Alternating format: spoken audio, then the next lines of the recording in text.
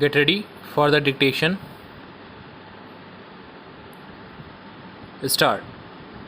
On May 23, the Joe Biden administration took a significant step to turn the clock back to the Obama presidency by launching its own version of a pivot to Asia through the establishment of the Indo-Pacific Economic Framework for Prosperity with other partner countries Australia, Brunei, India, Indonesia, Japan, the Republic of Korea, Malaysia, New Zealand, the Philippines, Singapore, Thailand, Vietnam, and the United States.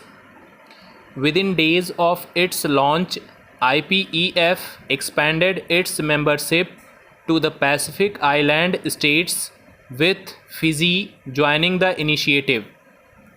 An American initiative to bring together its allies in the Indo-Pacific region to enhance economic cooperation is bound to lead to comparisons with one of former US President Barack Obama's pet projects, the Trans-Pacific Partnership, which was spiked by Donald Trump immediately after he took over the reins in Washington.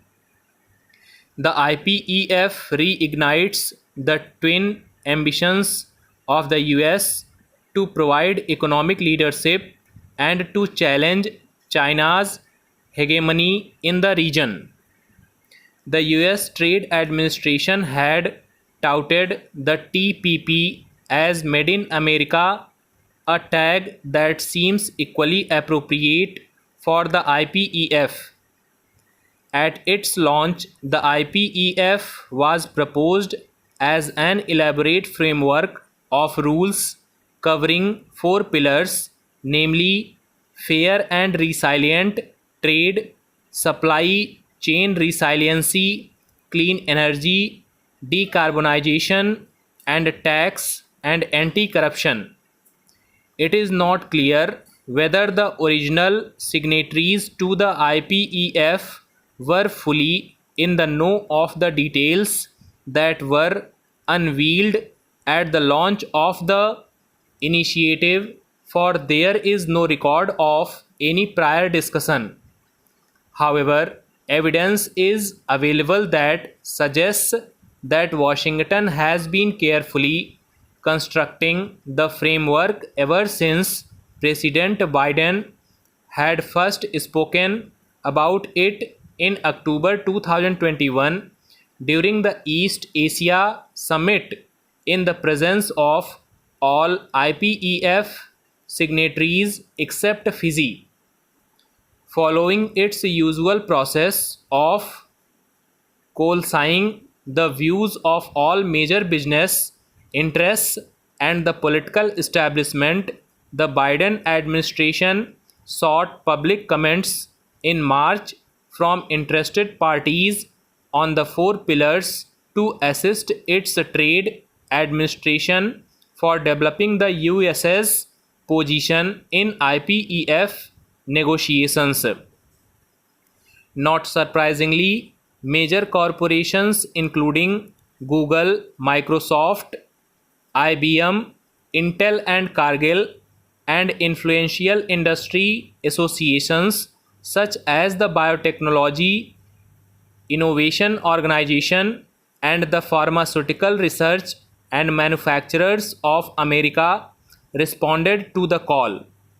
The IPEF was also discussed in considerable detail in the US Congress, a process that is vitally important to secure bipartisan support for the Biden administration to conduct negotiations to translate the framework into reality.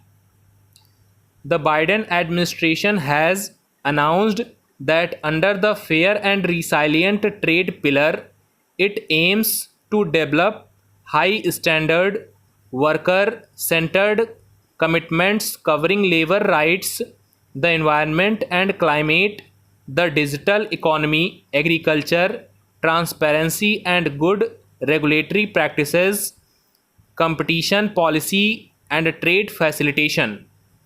The clear focus of this agenda is to focus on issues which the US considers vital to further its interests. One notable exclusion from this list is intellectual property rights that have generally been at the heart of the US economic engagements with its partner countries. One possible reason for excluding IPRs could be that these are seen as the major reason why only 16.2% of people in low income countries have received at least one dose of the COVID-19 vaccine until today. But with several corporations, including those from the pharmaceutical and electronics sectors and members of the Congress making a strong pitch for their inclusion, IPRs could soon figure in the IPEF negotiations. Promoting fair and resilient trade defines the US's agenda on trade, sidestepping its pursuit of the free trade ideal. The reason behind this shift could be that for most IPEF signatories, import tariffs are passe. Only 4 of the 14 signatories have average tariffs in double digits. The US Secretary of Commerce, Gina M. Raimondo, has thus affirmed that the IPEF is intentionally designed not to be a same old traditional trade agreement. The primary objective of the IPEF is to ensure a high degree of regulatory coherence and to make market access contingent upon realization of regulatory standards. It must be pointed out that standards and regulations in most developed countries often create discretionary oblique discriminatory barriers to trade, and overcoming these barriers is usually beyond the capacities, both institutional and otherwise, of lesser developed countries. Stop.